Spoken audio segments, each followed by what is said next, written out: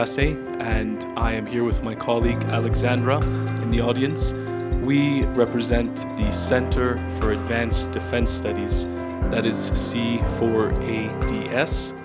We are a nonprofit, nonpartisan organization based in Washington, D.C., that seeks to detect, dismantle, and defeat the illicit and malign networks that threaten global peace and security.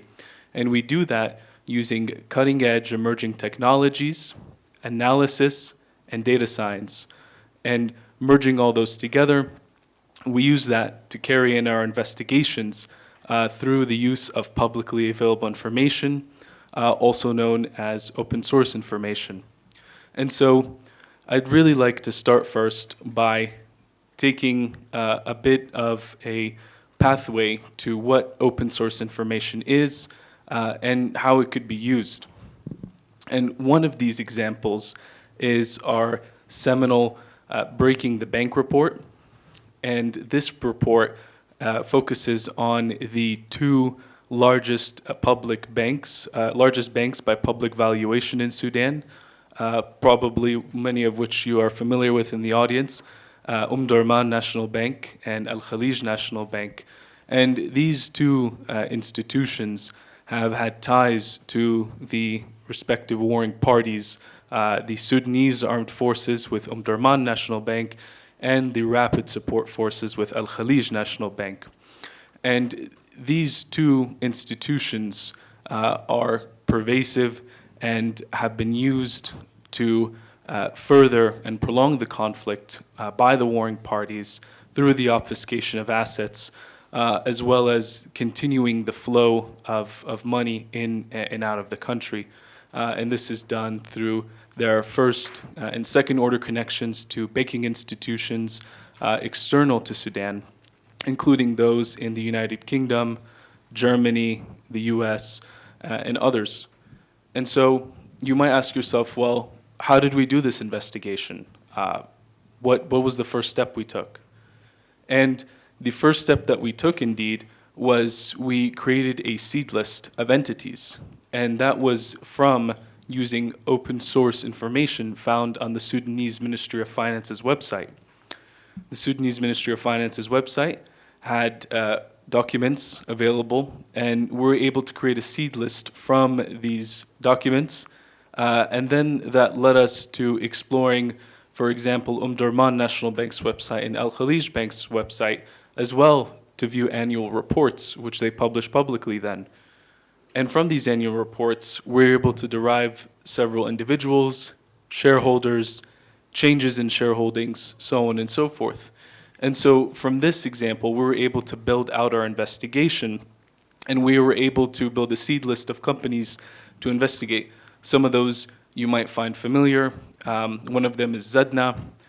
This is a company that's tied to the warring parties and has been used to obfuscate finances and resources. And so really what I want to hit home here in this particular example is that by using publicly available information and by using our cutting edge technologies and data science, we're able to take this information, we're able to shape it, we're able to form it, and we're able to analyze it. And from that, you're able to see who, what, and where are the key nodes and the key conflict enablers. And through that, you're able to identify those individuals, you're able to identify those entities, you're able to identify those assets, and use that to put pressure on the warring parties. Perhaps one question that might come to your mind is, how can we use enforcement actions, or how can we work with partners on enforcement actions like sanctions or strategic litigation? And this is one way to do it, is by using open source investigations to support the work that Wayamo does, to support the work that many of our partners here does. And these investigations are often tailored or paired with our partners who we've done capacity building with, who we've trained in our methodologies. One, for example, in a separate instance, we've worked with DCC and Mohamed Sultan, and we've worked with them on investigations, train them in our methodologies, so they can then, carry on the torch and use it for strategic litigation, use it in public reports that they publish or that they work on.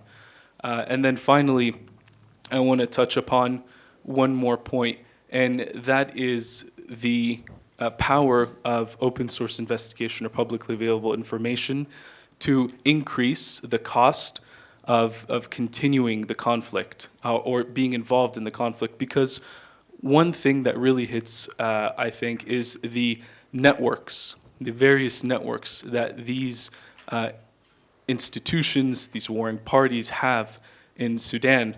And we've been working on Sudan since 2019.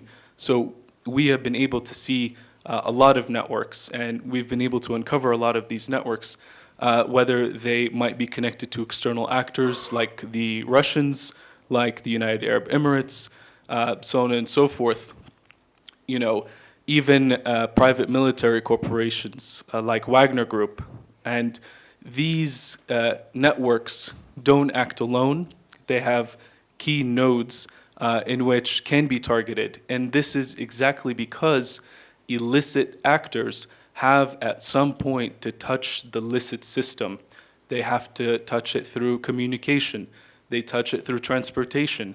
They touch it through finance. And so all of these particular areas, they leave a data trail, okay? And through this data trail, through this digital trail, we're able to follow the money essentially, follow the digital trail that these illicit actors have left in the licit system. And these findings or these pathways can be very powerful means of supporting strategic litigation, supporting partners in the field and organizations in Sudanese civil society to say, hey, you're not alone in this, and we're here to help as much as we can. We're here to support your work and to support your expertise that you have and work by, with, and through our partners. And so through that, enforcements can come through. For example, sanctions designation. Hemeti himself was sanctioned by the U.S. Office of Foreign Assets Control with the U.S. Department of the Treasury. That is a big deal. 7 UAE entities were sanctioned by the U.S. Department of the Treasury's Office of Foreign Assets Control. These are real and tangible results from the collective work that's being done to address these key conflict enablers that are continuing the fight and continuing to support and finance these networks. And so what I'll end on here is that through collective action, through collaboration, I think we started with creativity, we started with passion, but I think through collaboration and collective action, we can really take these investigations and take this research that we've done to the next level. And with that, I will end. Thank you very much.